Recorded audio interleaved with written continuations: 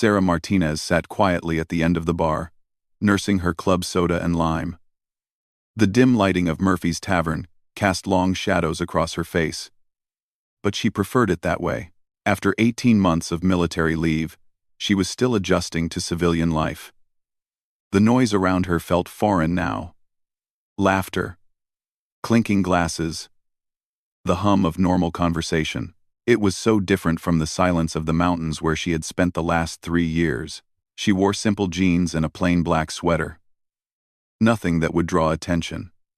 Her dark hair was pulled back in a loose ponytail, and she sat with her shoulders slightly hunched, making herself appear smaller.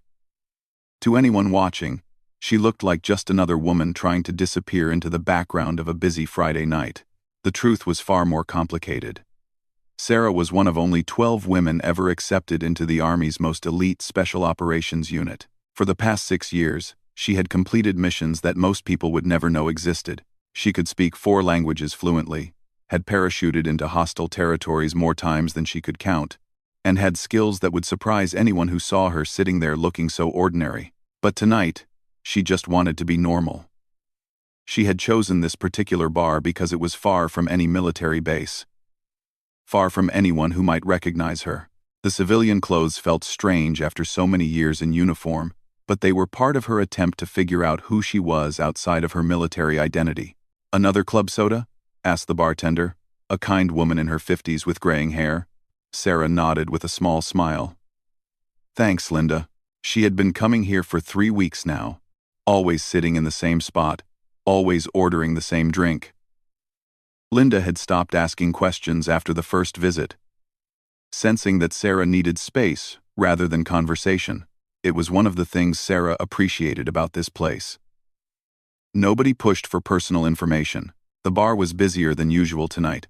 A group of college students occupied the pool table area, their voices growing louder with each round of drinks. Several couples sat in the booths along the wall, lost in their own conversations. Near the entrance, a table of middle-aged men watched a baseball game on the mounted television, occasionally cheering or groaning at the action. Sarah found herself studying the people around her, a habit she couldn't break. Her training had taught her to constantly assess her surroundings, to identify potential threats or escape routes. Even in this peaceful setting, part of her mind remained alert and analytical. She noticed when the group of Marines entered. There were 4 of them, still young, probably in their early 20s. Their haircuts and posture gave them away immediately, even in civilian clothes. They moved with the confident swagger that came with military training, talking loudly as they found seats at a table near the center of the room. Sarah watched them order their first round, noting the way they scanned the room. Soldiers always did this, checking out their environment, looking for interesting people, or potential entertainment. She turned back to her drink, hoping to avoid their attention. For a while, it worked. The Marines focused on their own group, sharing stories and laughing at jokes that probably weren't as funny as the alcohol was making them seem. Sarah relaxed slightly, allowing herself to think about her plans for the weekend. Maybe she would visit the bookstore downtown, or take a long walk in the park. Simple activities that felt like luxuries after years of structured military life. She was thinking about a book she wanted to buy when she heard the chair scrape against the floor behind her. Someone had stood up from the Marine's table. Sarah didn't turn around, but her body tensed slightly. In her peripheral vision, she could see one of the young men walking toward the bar. He was tall and broad-shouldered, with the kind of build that came from military fitness requirements. His sandy hair was cut in a regulation style, and he wore a tight-fitting t-shirt that showed off his muscled arms. As he approached the bar, Sarah could smell his cologne mixed with the scent of beer. "Hey there," he said, sliding onto the stool next to her without being invited. "I'm Jake. Haven't seen you here before." Sarah glanced at him briefly, then looked back at her drink. "I've been coming here for a while." No. "Really? I would have remembered you." Jake's voice carried the confidence of someone accustomed to getting what he wanted. "You here alone? I prefer it that way," Sarah said quietly, hoping he would take the hint. Jake laughed, apparently finding her response amusing rather than discouraging. "Come on, Don't be like that. I'm just trying to be friendly. Buy you a drink? I'm fine, thanks. Behind them, Sarah could hear Jake's friends watching the interaction. One of them called out, "Strike one, Jake," followed by laughter. The attention seemed to make Jake more determined rather than less. He leaned closer, his voice becoming more insistent. "Look, I get it. You're playing hard to get. But I'm a Marine, sweetheart. We don't give up easy." Sarah felt her jaw tighten at the word, sweetheart. She had heard that tone before. The assumption that her quiet demeanor meant she was weak, that she needed a strong man to take care of her. It was the same attitude she had faced countless times during her military career, from men who couldn't imagine that a woman might be their equal, much less their superior. "I asked you to leave me alone," she said, her voice remaining calm but gaining an edge that Jake was too drunk or too stubborn to notice. "Oh, come on. Don't be such a ice queen." Jake's hand moved toward her arm. "I'm not asking for much. Just a conversation.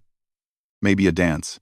The moment his fingers touched her sleeve, Sarah's training kicked in automatically.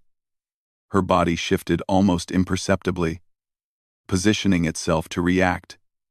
If necessary, her breathing remained steady, but every muscle was now ready for action.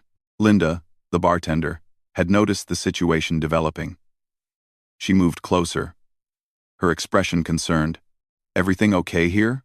"Everything's fine," Jake said quickly, flashing what he probably thought was a charming smile. "Just getting to know the pretty lady." Sarah looked at Linda and shook her head slightly. "Actually, I think I should be going." She reached into her pocket for money to pay for her drinks, but Jake's hand shot out to grab her wrist. "Hey now, don't run off. The night's just getting started." The grip was firm, controlling. Sarah looked down at his hand on her wrist, then up at his face. For the first time since he had approached, she made direct eye contact. Something in her expression must have gotten through to him, because his confident smile wavered slightly. "Let go of my hand," she said quietly. The words were simple, but they carried a weight that made several nearby conversations pause. Jake's friends had stopped talking and were now watching with more serious attention. Linda had reached for the phone behind the bar, probably ready to call for help if needed. Jake's grip tightened instead of loosening. "Or what? You'll call for help? Scream?" Sarah almost smiled at the irony. Here was this young Marine, probably fresh from basic training, trying to intimidate someone who had spent years learning dozens of ways to disable an opponent. He had no idea that the quiet woman he was hassling could have him unconscious on the floor in seconds if she chose to, but she didn't want to hurt him. Despite his behavior, he was young and stupid, rather than truly dangerous. More importantly, using her skills here would draw exactly the kind of attention she was trying to avoid. Military police would be called, questions would be asked, and her carefully maintained anonymity would be shattered. "I'm going to ask you one more time," Sarah said, her voice so quiet that Jake had to lean in to hear her. "Let go of my hand." The bar had grown quieter around them. Other patrons were beginning to notice the confrontation, some reaching for their phones. Linda had her hand on the landline, ready to dial 911. Jake looked around at all the attention they were attracting, and Sarah thought for a moment that he might back down. But his friends were watching, and his pride was on the line. Instead of releasing her, he stood up, using his height advantage to try to intimidate her further. "You know what your problem is," he said, his voice getting louder. "You think you're too good for guys like me. But I bet you're just another lonely woman looking for attention." Sarah remained seated, her expression calm. But inside, she was making calculations. The distance to the door, the number of people between her and the exit, the position of Jake's friends, in case they decided to get involved, the weight and reach of her current opponent. "Jake, maybe you should come back to the table," one of his friends called out, finally sensing that the situation was escalating beyond harmless flirtation. "Shut up, Mike," Jake snapped, not taking his eyes off Sarah. "I'm trying to have a conversation here. By grabbing strangers?" Linda had come around from behind the bar, her phone in hand. "I think it's time for you boys to leave." Jake's face flushed red with anger and embarrassment. His grip on Sarah's wrist became painful, and she could feel his frustration building towards something more dangerous. This was the moment when drunk, prideful young men often made decisions they would regret. Sarah looked around the room one more time, noting the locations of everyone present. If this went bad, innocent people could get hurt. That was unacceptable. She turned back to Jake, and when she spoke, her voice carried a authority that came from years of command experience. You have 3 seconds to let go of me and walk away. If you choose not to, you're going to regret it for the rest of your life. The change in her tone was so dramatic that Jake actually loosened his grip slightly, confusion replacing some of his anger. For a moment, it seemed like he might actually listen, but his friends were still watching, and the alcohol was still clouding his judgment. Instead of backing down, Jake made the worst decision of his young military career. "Is that a threat?" he said, pulling her toward him. "Because I don't think you understand who you're dealing with. I'm a United States Marine, and I don't take threats from—" He never finished the sentence. In one fluid motion, Sarah stood up, broke his grip with a technique that sent sharp pain shooting up his arm, and positioned herself in a way that made it clear she was no longer the helpless victim he had imagined. The change was so sudden and complete that Jake actually stumbled backward, his eyes wide with shock. The woman who had been sitting quietly at the bar was gone, replaced by someone who moved with deadly precision and absolute confidence. "You made your choice," Sarah said quietly. And Jake suddenly realized that he had made a terrible mistake. The silence in Murphy's tavern stretched for what felt like hours but was probably only seconds. Jake stood frozen, his hand still tingling from the way Sarah had broken free from his grip. The technique she had used was unlike anything he had learned in basic training, and the ease with which she had done it made him suddenly aware that he was in completely unfamiliar territory. Sarah remained perfectly still, her body balanced and ready. To most of the people watching, she probably looked calm, but Jake could see something in her posture that made his stomach drop. She wasn't afraid. She wasn't even particularly angry. She looked like a professional athlete waiting for the starting gun. "Jake, come on, man. Let's just go," Mike called from their table, his voice tight with worry. Even from across the room, he could sense that something had shifted dramatically, but Jake was young and proud, and the alcohol was still making decisions for him. The idea that this quiet woman in civilian clothes could pose any real threat to a trained Marine seemed impossible. His military instructors had drilled into him that Marines were the toughest, most elite fighters in the world. How could some random woman in a bar challenge that? "You think you're scary?" Jake said, trying to regain control of the situation. "I've been through Marine Corps training. I know how to handle myself." Sarah tilted her head slightly, studying him with the kind of calm assessment that made Jake's confidence waver. "What's your MOS?" she asked quietly. The question caught him off guard. MOS stood for Military Occupational Specialty, essentially, what job a service member was trained to do. It wasn't the kind of thing civilians typically knew about. "What?" Jake stammered. "Your job in the Marines," Sarah clarified, her voice remaining perfectly level. "What do you do?" I'm in logistics," Jake admitted, suddenly feeling less impressive. Sarah nodded as if this confirmed something she had already suspected. "How long have you been in?" "How long have you been in?" 8 months. "Combat experience?" Jake's face reddened. That doesn't matter.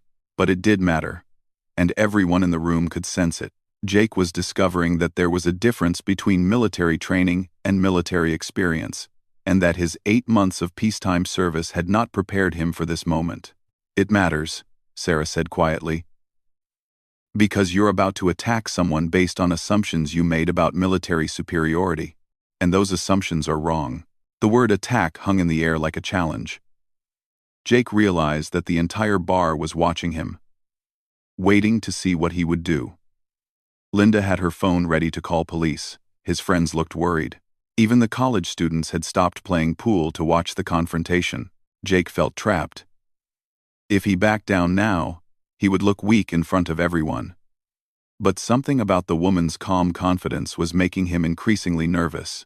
She spoke about military matters like someone with experience, and the way she had broken his grip suggested training far beyond basic self-defense classes. "You don't know anything about me," Jake said, but his voice lacked the conviction it had carried earlier. "I know you're 22 years old, probably from somewhere in the Midwest based on your accent. You joined the Marines because you wanted to prove yourself. Maybe to a father or older brothers who served before you. You've been stationed somewhere stateside, probably handling supply chains or equipment maintenance. You've never been deployed, never been shot at, never had to make a life or death decision under pressure." Jake's mouth fell open slightly. Every detail was accurate. From his age to his hometown in Ohio, to his family's military history.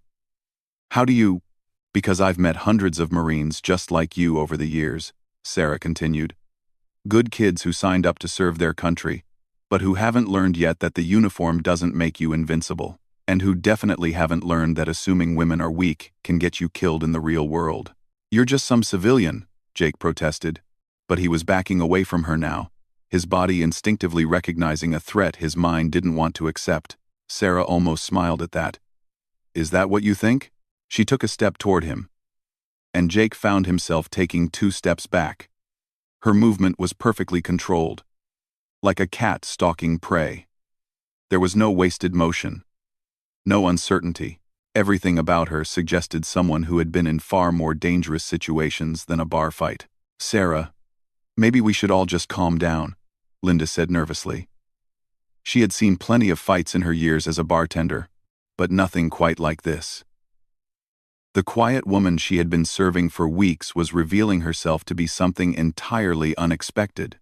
"I am calm," Sarah replied without taking her eyes off Jake. "The question is whether your customer here is smart enough to walk away while he still can." "This is crazy," Jake said. But his voice was shaking now. "You're just some woman in a bar." "Some woman," Sarah repeated thoughtfully.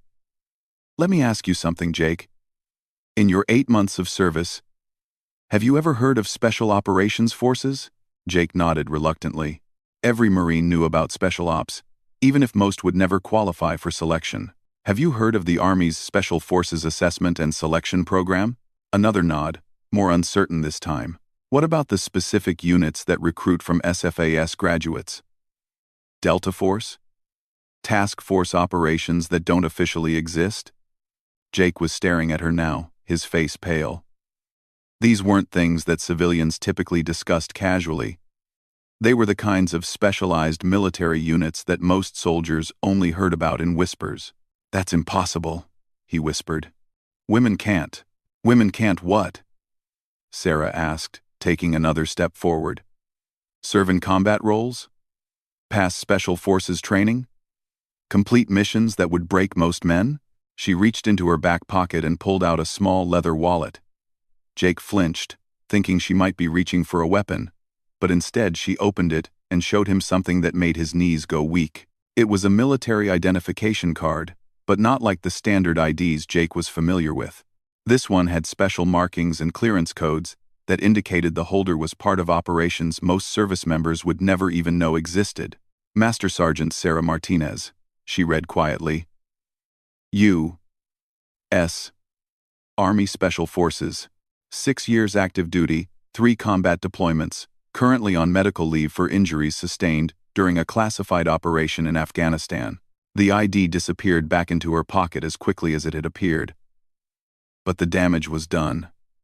Jake was staring at her with a mixture of horror and disbelief. "That's not. Women aren't allowed," he stammered. "The policy changed," Sarah said simply. "About 5 years ago. But the military doesn't advertise it much, especially when it comes to the most classified units." Jake's friends had heard enough of the conversation to realize that something serious was happening.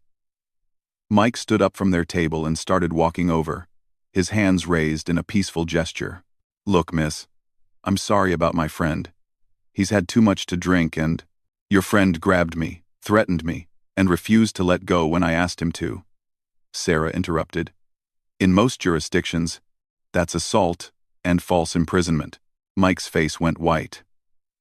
They were all active-duty Marines, and any civilian charges would result in military discipline as well. Their careers could be over before they really started. "We don't want any trouble," Mike said quickly. "Jake, apologize right now." But Jake was having trouble processing what was happening. The idea that this quiet woman was not only military, but special forces, was challenging everything he thought he knew about the world. "This has to be fake," he said desperately. "Some kind of joke?" Sarah looked at him with something that might have been pity. "Jake, you're 8 months into what will hopefully be a long and honorable military career. You're going to meet a lot of people over the years who aren't what they appear to be. Some of them will be enemies who look like innocent civilians. Some of them will be allies who look completely ordinary. And some of them will be fellow service members who don't fit the stereotypes you've been carrying around in your head." She paused, letting that sink in. The smart ones learn to keep their assumptions to themselves until they know the facts. The stupid ones end up in situations like this one, where they've picked a fight with someone who could put them in the hospital without breaking a sweat. "You're threatening a U.S. Marine," Jake said, but his voice cracked as he said it. "No," Sarah corrected. "I'm explaining reality to a logistics specialist who grabbed a woman in a bar and is now discovering that the woman in question has been trained to kill people with her bare hands." The words hung in the air like a death sentence. Jake realized that everyone in the bar was staring at him, waiting to see what he would do next. His friends looked terrified. Linda looked like she was ready to call not just the police, but possibly the military police as well. And Sarah just stood there, calm and patient, like she had all the time in the world to wait for him to make his next decision. Jake looked around the room one more time, seeing his situation clearly for the first time since this had started. He was drunk. He had assaulted a woman. That woman turned out to be a Special Forces soldier, and he was now standing in a room full of witnesses who could testify to his behavior. His military career, which had barely started, was hanging by a thread. He began, then stopped, having no idea what to say. Sarah waited, her expression neutral but attentive. She wasn't going to help him out of this corner he had painted himself into. "I think," Jake finally managed, "I should probably apologize." The apology hung in the air between them, but Sarah didn't respond immediately. She studied Jake's face, looking for signs of genuine remorse versus simple fear of consequences. After years of reading people in high-stakes situations, she had become good at distinguishing between the two. "Apologizing is a start," she said finally. "But let me ask you something, Jake. Are you sorry because you grabbed me, or are you sorry because you found out I could break your arm?" Jake's mouth opened and closed several times as he struggled with the question. The honest answer was probably both, but he sensed that honesty might be his only chance of getting out of this situation without destroying his military career.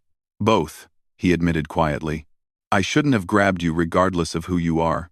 But I'm also scared because I realize I made a really stupid assumption." Sarah nodded slightly. It wasn't a perfect answer, but it showed some self-awareness. "What assumption was that? That because you were quiet and alone, you were weak? That because you're a woman, you needed protection or attention from a man? That my military training made me superior to any civilian I might meet?" Mike winced at his friend's words. Each admission was making things worse from a legal standpoint, but better from a human one. At least Jake was beginning to understand the depth of his mistakes. "Those are dangerous assumptions," Sarah said. "In civilian life, they make you an asshole. In military operations, they can get you and your team killed." She looked around the bar, which had remained unusually quiet during their conversation. Everyone was still watching, fascinated by this unexpected drama unfolding in their neighborhood tavern. "Linda," Sarah called to the bartender. "Could you bring Jake here a glass of water and maybe some coffee? I think he needs to sober up before we continue this conversation." Linda nodded quickly, grateful for any sign that the situation might be moving toward resolution rather than violence. She busied herself preparing the drinks while Sarah turned back to Jake.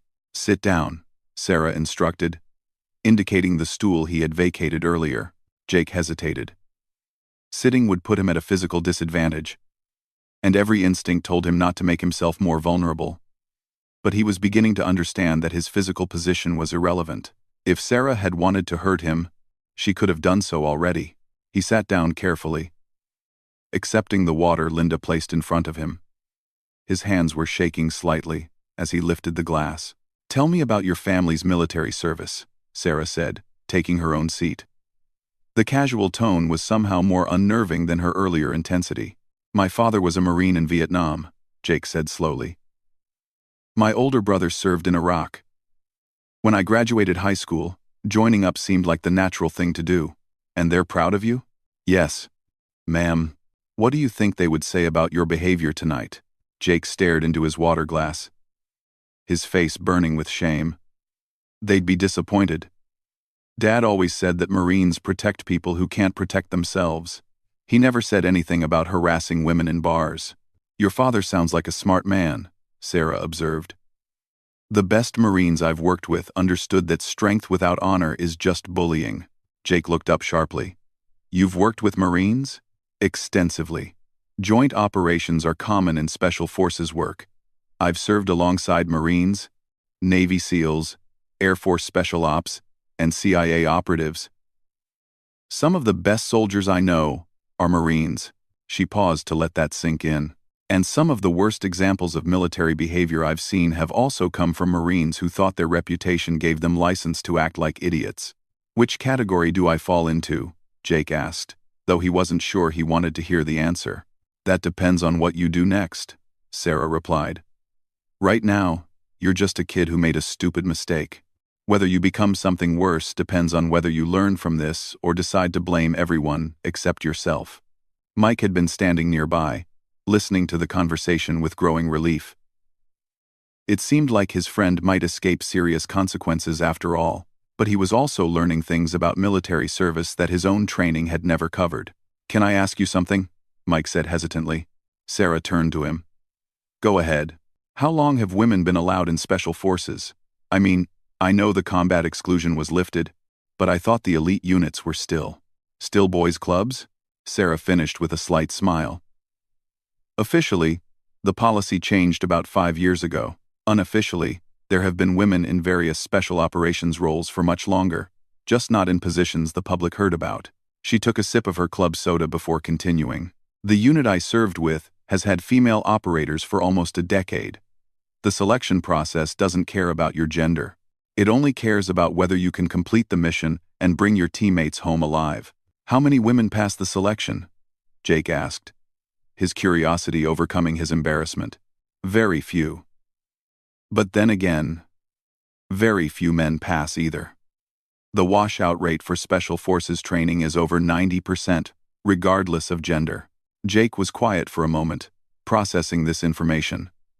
Finally, he asked the question that had been bothering him since he saw her ID. "Why are you on medical leave?"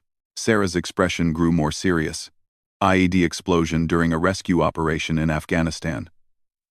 I was unconscious for 3 days and spent 4 months learning how to walk properly again." The bar had gone completely silent around them. Even the college students had stopped their game to listen. Sarah's simple statement carried more weight than any dramatic story could have. "Were you scared?" Jake asked quietly.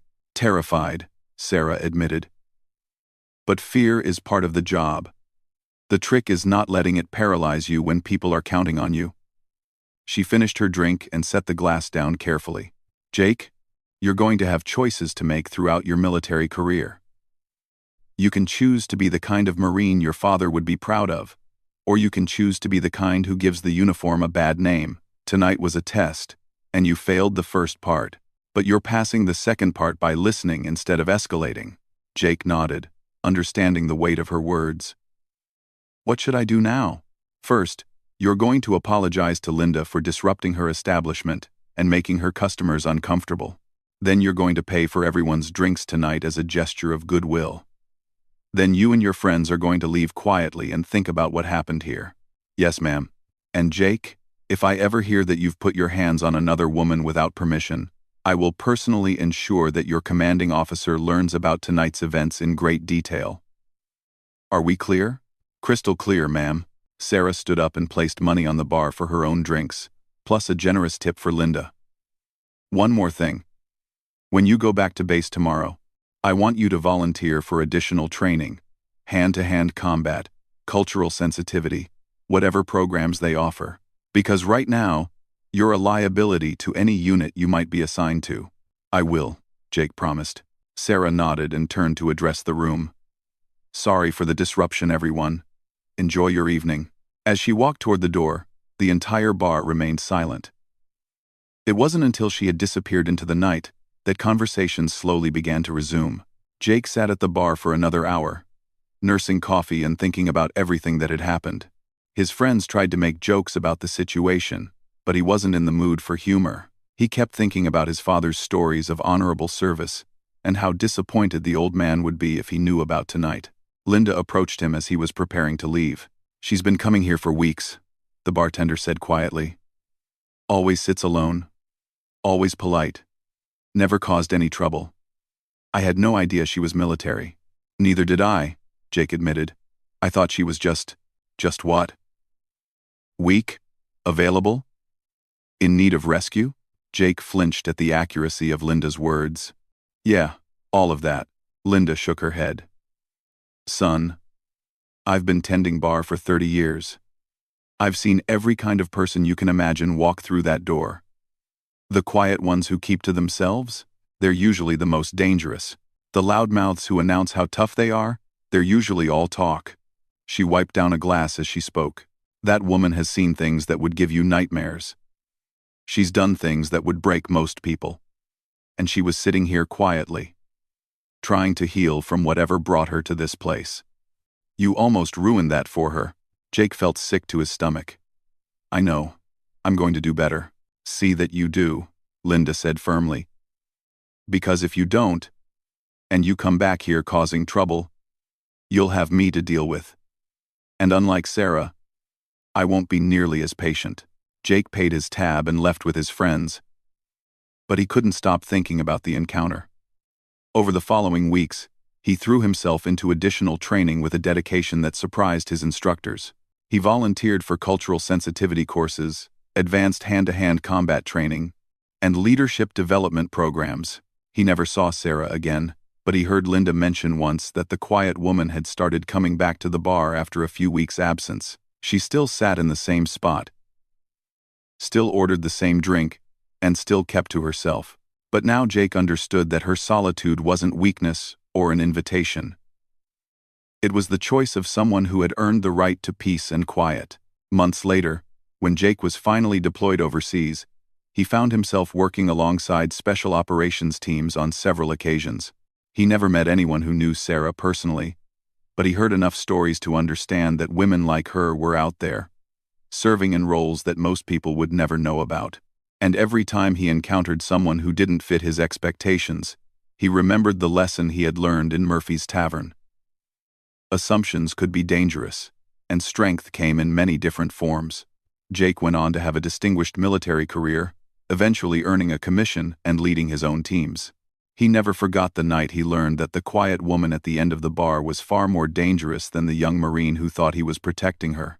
And in quiet moments, when he was training new soldiers about respect and assumption, he would sometimes tell them about a special forces operator who taught him one of the most important lessons of his life without throwing a single punch.